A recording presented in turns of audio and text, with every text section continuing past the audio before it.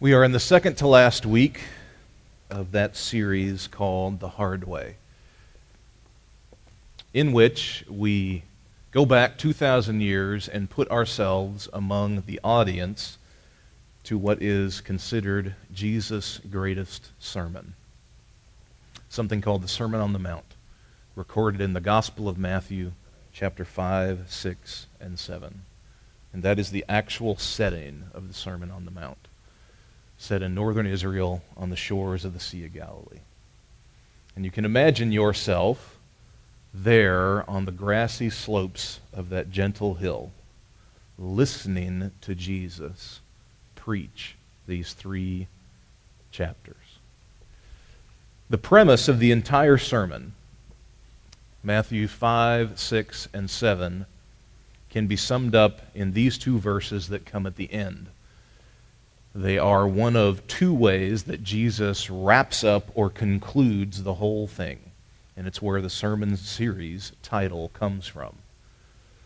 Jesus says that we all have a choice to make in life. Young and old, rich and poor. Doesn't matter who you are. We all face the same choice.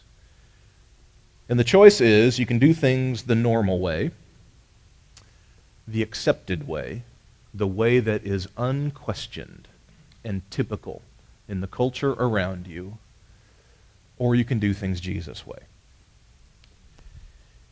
If you choose to do things the typical way or the normal way, Jesus tells you what you're going to get. He calls that destruction. It is going to slowly wear your life away, like sandpaper, over and over and over a piece of wood. Jesus says his alternative, the narrow way, the hard way, offers life. It's the only way for you to get life in any sense of that word. And if you've been with us for any of this series, you know that Jesus is really redefining the way that we look at a lot of different subjects. Like, for instance, the sermon starts by talking about who in the world is blessed. Who is it that you will consider fortunate or lucky or happy? Who are the people in the world who fit that category? And Jesus says it's not who you think. It's the peacemakers. It's the people who mourn. It's the people who are desperate or poor in spirit. These are the truly blessed, not the more common alternative, which are the strong, the altogether, those who make their own way and seek their own way. And all throughout the Sermon on the Mount, Jesus has been turning our understanding of life and what we should care about and how we should go about things on its head, just like that. Something's happened during the course of this series on the Sermon on the Mount that was, at least in my mind, predictable. I've had more than several of you email me, catch me after a Sunday service, and say something like, "Wow, that's hard. I really kind of feel the weight of this." Or, "That's intense, what we're talking about." Yeah, it is, isn't it? Maybe you're realizing that you may have gone to church for 30 years, but not encountered Jesus a whole lot. And I'm not saying that to downgrade all the churches in America. I'm just saying when we take our eyes off of what Jesus did and what Jesus said, it's far too easy for us to fill in the blanks with easier things. If you just go back and consider what the man said, it's hard. Someone said in an email to me that he hears in the voice of Jesus and in the Sermon on the Mount lots of, here's the quote, conviction without condemnation. That's probably very close to what Jesus is trying to do. Philip Yancey, in his book, The Jesus I Never Knew, which is one of the 2 or 3 best books I think ever written on the person of Jesus, tells the story that he has a friend who teaches at Texas A&M University, which, okay, if I were giving this sermon in Texas, my wife can attest, like half the crowd would go nuts and half the crowd would boo and hiss. You guys don't care. You're in West Michigan. He has a friend who teaches at Texas A&M University. In his friend's basic English composition class, his friend, as part of the reading and assessment of what makes for a good essay, what makes for a good presentation, one of the things that his friend has the class read is the Sermon on the Mount. And he doesn't do it because he's trying to proselytize for Christianity. He says, just evaluate what Jesus is saying. What do you think of it as an essay or a sermon? And this is what college students routinely say back to this teacher at Texas A&M. Students write things like, quote, "I didn't like the essay entitled The Sermon on the Mount. It made me feel like we had to be perfect, and no one is." Or another student said, "The things asked in this sermon are absurd. They are the most extreme, stupid, inhuman statements I've ever heard." And then Philip Yancey's friend says, "At this point, I begin to be encouraged. There is something exquisitely innocent about not realizing you shouldn't call Jesus stupid." This was the real thing that I was experiencing. It was an unfiltered response to Jesus' teaching. I find it strangely heartening that Jesus remains offensive, just as he was 2,000 years ago. For me, that somehow validates his significance. That is probably how some of you have felt as you've encountered the hard way of Jesus. You realize this whole thing about being a Christian isn't just about whether or not you believe that Jesus died for your sins or rose from the dead, whether or not you go to church, whether or not you give a few dollars to church, whether or not your parents are good, reformed West Michigan folk. It doesn't matter. If you were to ask his audience back then, his audience would say to be a follower of Jesus means you take to heart what he teaches. And you do your level best. You break your neck trying to do what he said is hard, but ultimately gives you life. That's what it means. We come to chapter 7 of Matthew and the Sermon on the Mount. In the beginning of Matthew chapter 7 reads this way, a new subject in the sermon. "Do not judge, or you too will be judged," Jesus says. "For in the same way you judge others, you will be judged. And with the measuring stick you use, it will be measured to you.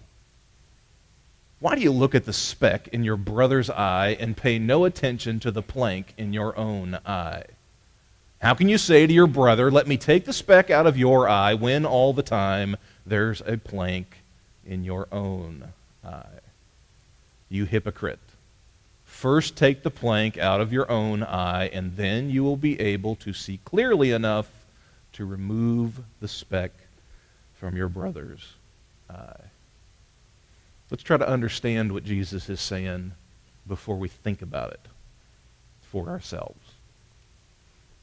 Now, whenever this verse comes up, I usually tell people, even the most biblically illiterate person that you will ever encounter in American society today knows this verse. Don't judge me, man. Okay, it doesn't mean what all those people would tell you it means. Because what they want you to think it means is don't have any standards at all. Just let them do what they want to do, and what you think is right has no bearing on what they think is right. Okay, yeah, that is not what Jesus is talking about. However, what Jesus is talking about is equally revolutionary. So what does Jesus mean? How would have his listeners 2,000 years ago have heard this idea? Let's start here. What's it mean to judge?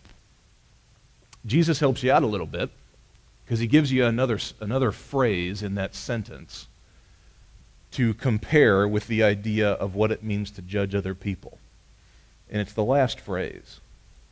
He says, to judge other people is kind of like using a measuring stick on them. And you have to keep in mind that the measuring stick you use for other people is the same one that will be used on you. So to judge somebody is to try to measure them, to try to analyze them, to try to assess them. Let me make this analogy. What's it mean to judge somebody? Let me, for all of you who are,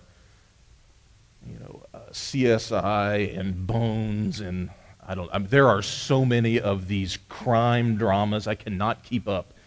My wife tries. Let me take you to that world, the world of the law and crime fighting. Here's what Jesus means by judging. It means you put yourself in the place of the detective. What's a detective do?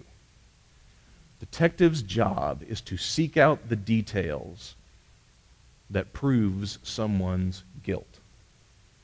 So you put yourself in the place of being the detective about somebody else's life. You put yourself in the place of being the prosecuting attorney. What's that mean? Well, you take all the observations and details and you try to prove that this person is guilty beyond doubt. We put ourselves, when we judge, in the position of being the prosecuting attorney too. But not only are you the detective and the prosecuting attorney, you are also the jury. What's the jury do? The jury listens to the details and the observations and the case being made about someone's guilt, and they have the power to decide whether or not somebody is guilty or innocent. And when we judge, we are acting not just like the detective, not just like the prosecuting attorney, but like the jury too. And last, we are also acting like the judge. What's the judge do in a jury trial? The judge, among other things, levies the sentence. So not only do we look at the details and seek out in somebody's life what it is that's wrong, that proves their guilt, not only do we try to build the case that they are guilty or bad people, and not only do we think that we have the ability to decide whether they're guilty or innocent, we also feel like we are the ones who know what price they should pay for it. We levy the sentence, not just the verdict. If you can think in those terms, in those legal and criminal system terms, that's a really good encapsulation of what it means to judge. You act like a detective, you act like a prosecuting attorney, you act like a jury, and you act like a judge. And Jesus gives his audience, as he does us, a visual illustration of what this often looks like when we behave this way. And it is the parable of Log-I. Okay, now, for those of you who chuckled, now those of you who didn't, the only reason you didn't chuckle is because you've seen these verses before. And so the novelty of these verses is lost on you. But for those of you who did chuckle, I want you to know that you responded the way that Jesus' audience would have. They would have laughed when he described this comical picture of somebody with a 2x4 stuck in their eye trying to nitpick a little speck of sawdust out of somebody else's. They would have laughed. And you're talking hundreds, perhaps 1,000 people. You could hear the laughter roll across that crowd. Religious teachers in Jesus' day, kind of like in ours, aren't very funny people, so they Typically, Jesus' audience, they wouldn't have been used to a religious teacher being funny or humorous. And they'd have just laughed. Yeah, right up until verse 5, when he said, "You're a hypocrite if you behave this way." Then all of a sudden that laughter would have got shut down immediately, and the audience would have fallen dead silent. I tried to figure out how on earth I could do this, like have people play this out. I tried to rig up an empty Christmas paper tube into a headdress that stuck out like a unicorn on top of your head. And I was going to have you guys play it out, but me describing it is probably the best that I'm going to do. There's no way I could actually figure out how to do it. But you get the analogy. It's simple enough.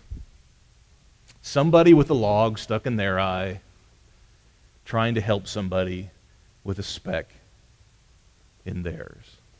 These are the words of Jesus about his difficult, narrow way that leads to life, in contrast to the way that most people behave. So, putting ourselves in the place of that audience that day, what do you think you would have remembered about this little set of 5 verses about not judging, not acting like detective, prosecutor, jury, and judge in other people's lives? What do you think you'd remember? What do you think Jesus wanted to be rattling around your skull when you left the Sermon on the Mount? What did he want to linger? What did he want to resonate with you? What did he want you to reconsider? Allow me to suggest that there are at least 4 key questions that he would want you and I to be left with because of Matthew 7, 1-5. And here's the first one. Who loses your comparison game? Who loses your comparison game? Here's what I mean. All of us, at least in Jesus' estimation, to one degree or another, tend to underestimate our own issues and overestimate other people's issues. That's why we can have a 2x4 in our eye and consider other people's problems so significant, but in the eyes of Jesus, they're really just a speck. There is a proportionality problem that we most often have. We underestimate our own issues, and we overestimate the issues of others. Do you know people who struggle with that proportional game? Do you feel that? Maybe in a bad moment, you know the feeling of thinking, I just wish so-and-so would work that particular thing out in their life because it's ugly and it's wrong. Okay. Do you know people who try to convince you that somebody else that you know in common has just fouled up their life so bad that they are the poster child for how not to live? You know people like that. Do you know the quiet whisper inside that says, that person is different from me? That person is making mistakes that I can observe. I cannot believe that that person calls themselves a Christian. I can't believe that that person's my friend. I can't believe that person is my coworker. I can't believe that person is my kid's teacher. We have a proportionality problem. Jesus says you got a log in your eye. And what you're seeing in other people is a relative speck. So, not mincing words here, here's what Jesus means. You know how you can be that critical and that negative about something that's off in somebody else's life? You know how strongly you can feel that sometimes? Yeah, okay, that issue is a speck. I want you to imagine how big the stuff that's wrong in your life is. If it is that much bigger than the speck you feel so bad about. Really. That's what Jesus is saying. Most of us live in a kind of blissful self-denial. We do not, if you'll allow me to go back to the analogy I drew before, we do not make for ourselves very good detectives, prosecutors, juries, or judges. And nor do we do that for other people. We're just not very good at it. You need to do a little soul searching because you need to realize that Jesus says if you're going to follow him, then you have to become a different kind of person. You have to be the kind of person who can say, I understand that I have log-size issues in my life. And I understand that I'm not going to point the finger at other people and make their problems out to be bigger than the ones that I myself am experiencing. This is the message of Jesus. Similar to this first question is the second. Do you try to fix other people before you try to fix yourself? What happens with somebody who has a gigantic 2x4 stuck in their left eye, tries to pick a speck of sawdust out of somebody else's eye? Well, the person with the speck of sawdust in their eye gets a concussion, right? It is a painful thing for the person you're trying to help. In fact, we're going to come back to that in just a minute.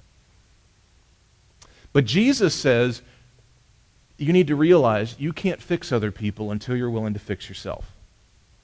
Can't be done. You have to realize you have log-sized issues in your life. You have log-sized spiritual issues. You have log-sized emotional issues. You have log-sized broken relationships. You have log-sized addiction issues. You have log-sized anxieties and fears. You have log-sized greed. You have log-sized low self-esteem. You have log-sized pride. And until you are willing to identify the logs in your life, don't bother trying to fix other people's lives.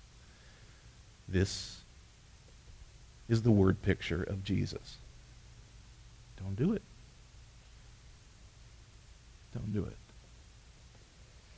And maybe you will admit with me that this can strike very close to home.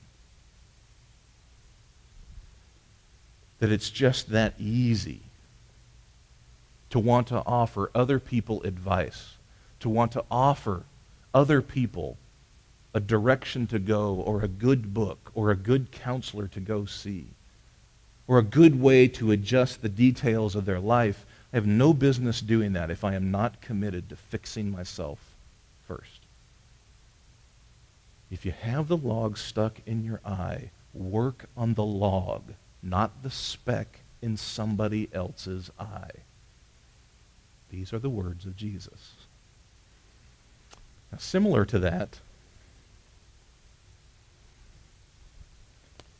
if you're listening to the analogy that Jesus draws, Jesus is telling you something. Who are the only kind of people who can really help somebody else? Well, he says, here's the person who can't. The person who has the log-size issue stuck in their face, yeah, that person can't help somebody else because they're in denial about the big stuff that is off-kilter or wrong in their own life. They just can't help it. They will be no good for themselves and for other people.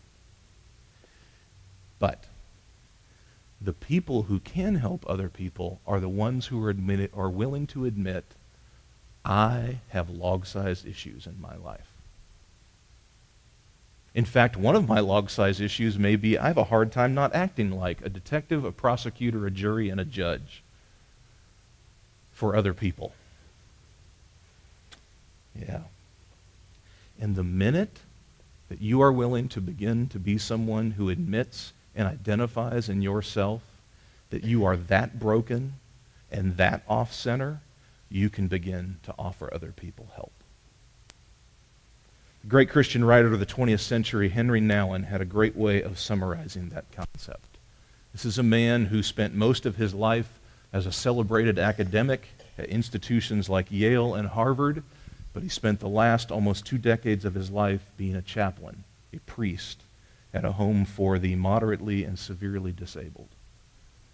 And there, doing his chaplaincy work, he rediscovered, he deepened this sense of what it meant to live like a Christian.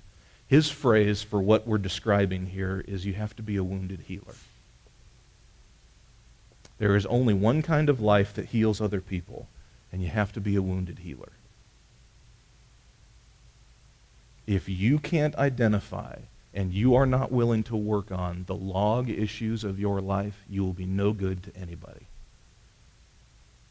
You may be killing your marriage because of this. You realize that.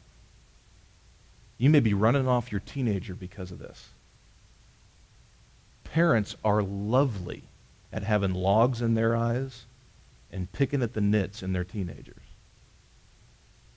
And no, your teenagers didn't pay me to say that. Spouses do the same thing to each other. You want to change your relationships?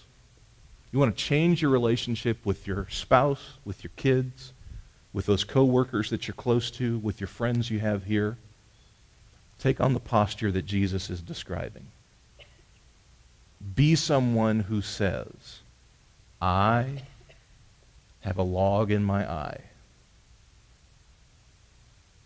I am feeble and frail, and my life doesn't work very well. And there are big issues that I am trying to let Jesus work out in me. And because of that, you will be someone through whom God can redeem lives and rescue lives. If you don't do that, you become part of the problem in the church and in the world. And the last question you would be left with that would be rattling around your heart as you heard these simple but powerful words of Jesus is, you would be reconsidering what the eventual price tag of judging is. Jesus says very simply, don't judge, because the way you judge is the way other people will judge you. That's only half of it, and we're going to come to the other half of what Jesus means by that in a minute. Part of what he means is, in effect, what's called the golden rule, which is coming up in Matthew 7, verse 12. The way you treat other people is the way, in turn, you will be treated by them. So treat other people the way you wish they would treat you. And if you act like somebody who thinks they are a detective, a prosecutor, a jury, or a judge, one of the things you can take to the bank as a guarantee is other people will treat you that way too. And however fun and affirming, whatever kind of sick pleasure you get from behaving that way, it is no fun to be on the receiving end. As much as you alienate other people by that behavior, you will feel alienated from other people by that behavior toward you. There is a price tag to be had. If you are negative, if you are haughty, if you are critical and mean-spirited, that is exactly what you're going to get in return. There is no life to be found in that. Don't judge, because ultimately it comes back around on you. You might imagine, perhaps you've even experienced for yourself, that oftentimes God's own people, even the people who claim Jesus' name, can really struggle at doing what Jesus talks about here in Matthew 7, 1-5. And when we don't take to heart what Jesus is describing here, and we don't purpose to live by what he says, and stop acting like a judge and a jury and a prosecutor and a detective about the other people in our lives, you need to know that it has profound consequences, not just on you, but on the people to whom you do that. And in the end, it also mars the name of Jesus. And I want you to take my word for it. I want you to see that in the video that I found. And then we're going to talk a little bit more after you watch the video.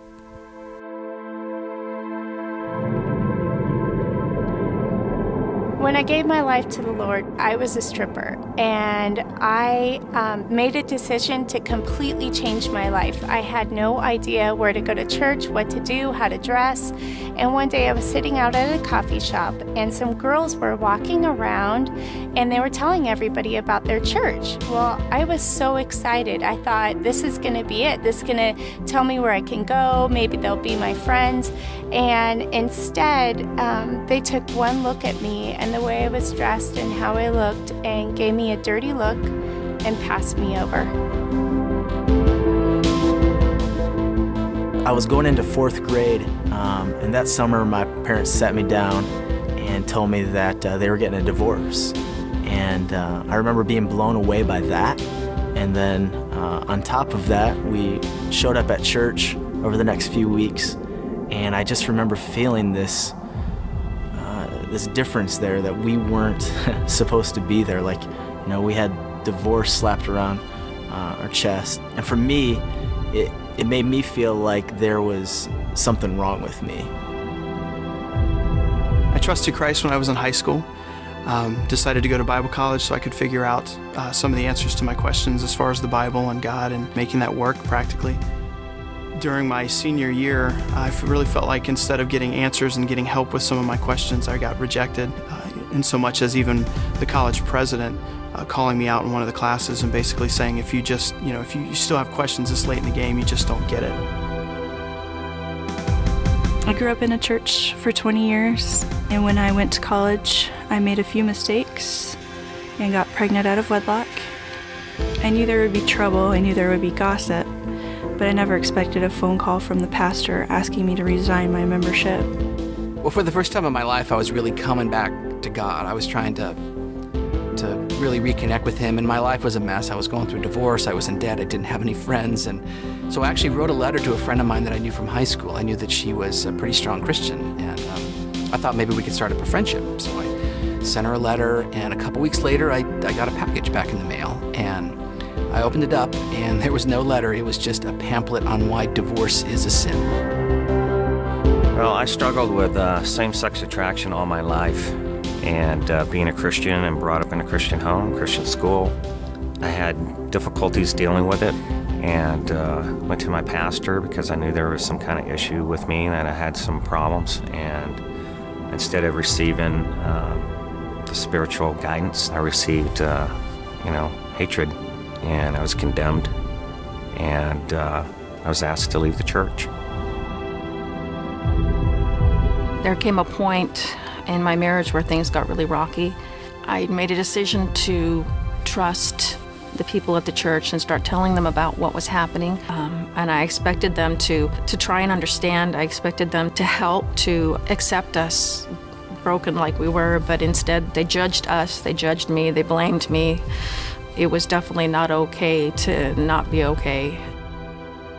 I was 5 years old. I was going to Sunday school, and I seen a statue of Jesus, and I knew my grandmother would really like it, so I took it from the church and gave it to my grandmother. The next Sunday, whenever I went back to church, the preacher took me aside and told me I was going to go to hell for stealing. And it really scared me, and that really turned me off. And I asked my mom if I had to go to church anymore, and she said not if I didn't want to. So I stayed away from church for 31 years. And I pretty much went to hell for the next 31 years. It made me feel rejected. I was totally crushed. To this day, affects my family. What good did that do anybody? God forgave me, but the church couldn't. I wish He would have treated me like a brother instead of a piece of garbage. We need to be examples and not tell people what they have to do and what they should do, but just show them what we do.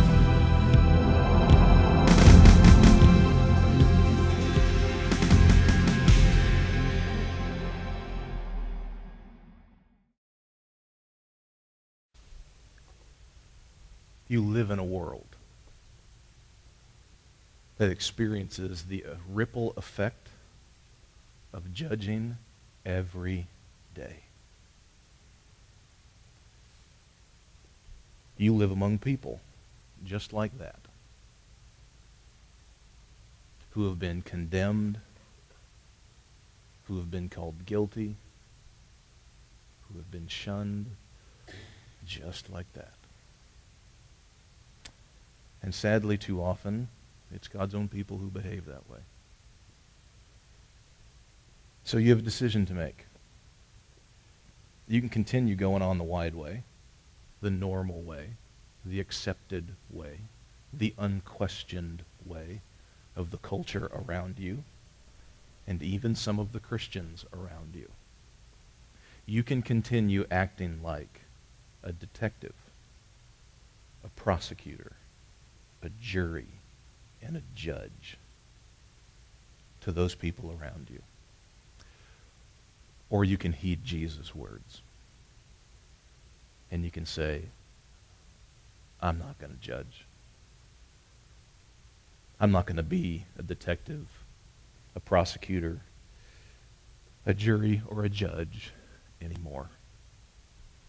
Because I've got a log in my own eye. I'm going to work on me. Because as I work on me, then I can work on you.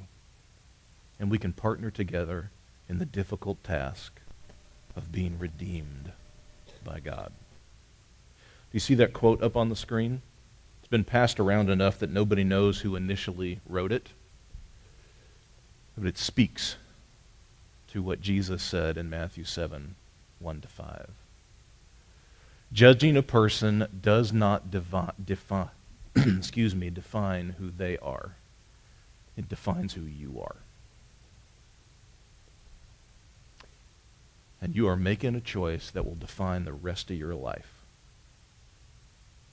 when you decide whether or not you will judge. Would you pray with me?